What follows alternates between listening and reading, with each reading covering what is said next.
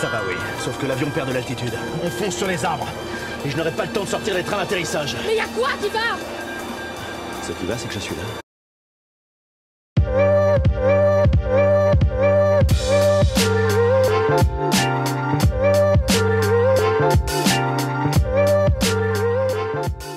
Et bonsoir à tous, bienvenue sur la chaîne de Lexamon Crypto. Nous sommes le lundi 24 juin 2024, 19h30. On va faire un point bien sûr en cette fin de journée sur la situation du Bitcoin qui est en train de nous faire des choses dangereuses. On a cette cryptomap qui est vraiment dans le vert. Bon, vous l'avez compris, hein, c'est pas la cryptomap du jour, c'est la cryptomap de l'année. C'était juste quand même pour faire un point un peu sur les performances qu'on a connues depuis le début de l'année 2023. Alors oui, si on prend vraiment la cryptomap vraiment au niveau de la journée, bon alors oui, on est sur vraiment quelque chose d'assez violent, assez catastrophique du côté des altcoins, mais c'était quand même pour faire un petit point, pour voir aussi, prendre un peu de recul, se dire que oui, on a eu quand même une grosse performance cette année-là, alors c'est tout à fait logique qu'on ait un retracement sain comme celui qu'on a actuellement. Allez, nous, on démarre sur le Bitcoin. Aïe, pas forcément une bonne nouvelle. Je vais vous expliquer tout ça en détail. Bien sûr, je rappelle avant tout que tout ce que je vais dire dans cette vidéo n'est en aucun cas un conseil financier. C'est à vous de faire vos propres recherches. Et n'oubliez pas que le trading de crypto comporte des risques de perte partielle ou majeure. Alors, du côté de notre Bitcoin, qu'est-ce qu'on voit? On voit que là, déjà, on est en train de tenter actuellement la cassure du range. Mais c'est pas tout. N'oublions pas, si on prend encore du recul, n'oublions pas ce double top qui est ici, qui est sous nos yeux. Franchement, il est juste parfait ce double top.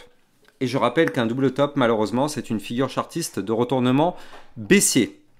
Donc là, vous l'avez compris, en vue hebdomadaire, on est peut-être à deux doigts d'assister à un retournement de tendance et quelque chose qui pourrait nous faire tomber relativement bas.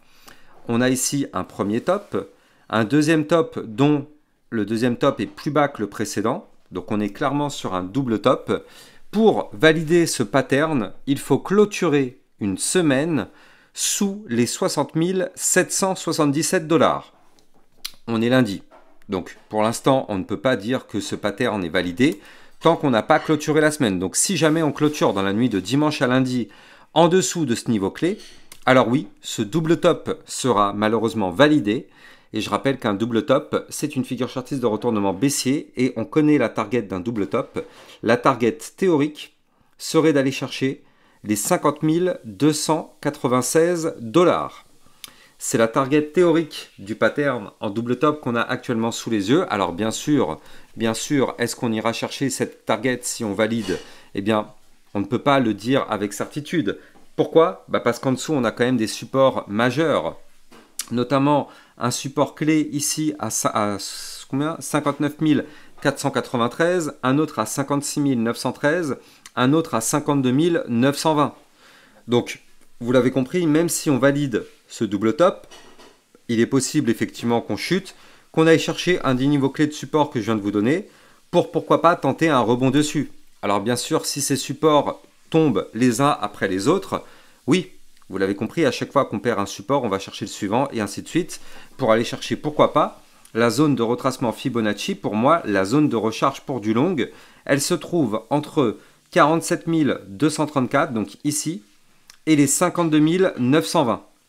Donc là, il est tout à fait possible de voir un Bitcoin chuter et de revenir chercher cette zone.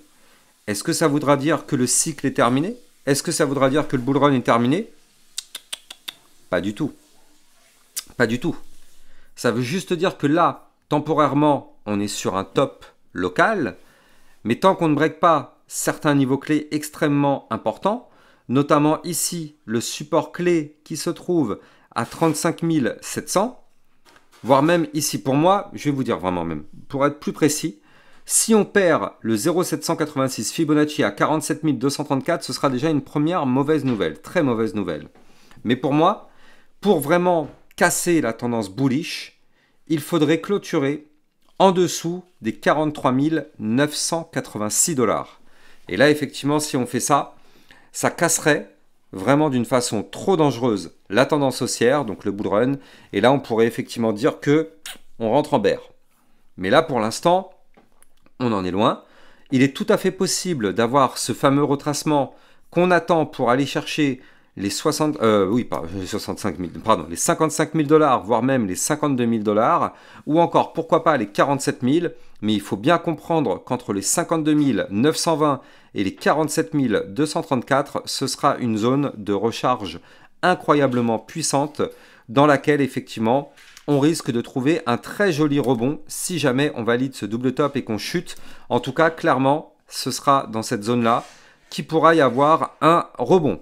Donc là, bon, on n'y est pas encore une fois, ne faisons pas de plantes sur la comète, on ne sait même pas si ce pattern en double top va se valider. Je rappelle qu'on n'est pas obligé de valider un pattern en double top, hein. On a déjà connu effectivement des moments où les patterns en double top ne se valident pas et au contraire finissent par latéraliser. Regardez, premier top, deuxième top, on n'y arrive pas, boum, on reprend et hop, on repart après. C'est une possibilité. Mais pour l'instant, disons qu'on est quand même sur une zone extrêmement dangereuse. Et moi, ce qui me montre que ça sent pas forcément très très bon pour les prochains jours, c'est que là, notre Bitcoin est en train de tenter la cassure en vue jour. Ici, vous le voyez, du range par le bas. Souvenez-vous, le bas du range, il est à 60 777 $. Donc là, bien sûr, si on clôture la journée sous ce niveau clé, vous l'avez compris, ce serait vraiment dangereux. Ce serait dangereux parce que ça voudrait dire que le Bitcoin décide de casser ce range par le bas. Alors oui, bien sûr, heureusement qu'il y a toujours le pullback. Donc au pire des cas, on clôture en dessous.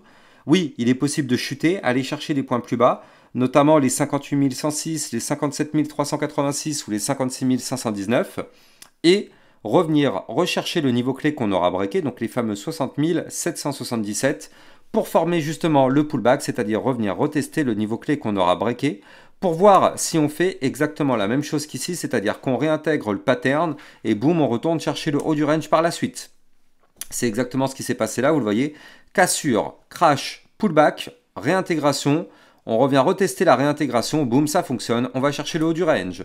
Donc là, on pourrait très bien avoir la même chose. Cassure, crash, pullback, on reteste le niveau clé breaké, on réintègre, boum, on reteste la réintégration. Et dans ce cas-là, on fait ça et on retourne chercher le haut du range.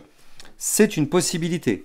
Mais là, en tout cas, on ne va pas se mentir, c'est clairement une configuration dangereuse qu'on est en train d'avoir actuellement sous les yeux sur notre Bitcoin. Il faut tout de même vraiment se méfier parce que vous l'avez compris, je pense que j'ai pas besoin de le réexpliquer, mais à chaque fois que le Bitcoin chute, tout le marché crypto chute avec lui. Donc c'est d'ailleurs pour ça que là, on a toujours cette cryptomap qui est vraiment dans un bain de sang. Si on regarde la semaine, regardez ça, hein. La semaine fait à peine commencer. Alors même si on prend le mois, hein, je pense que le mois, ce sera quand même pas ouf, hein, quand même. On a du moins 35, moins 40% sur la plupart des altcoins. Alors il y en a quelques-unes qui arrivent à s'en sortir un peu.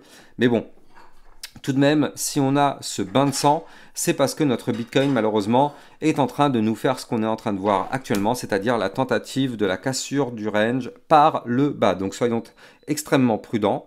On espère vraiment que ce range ne sera pas breaké.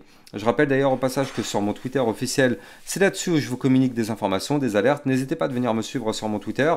Donc vous avez bien sûr le lien en description de cette vidéo.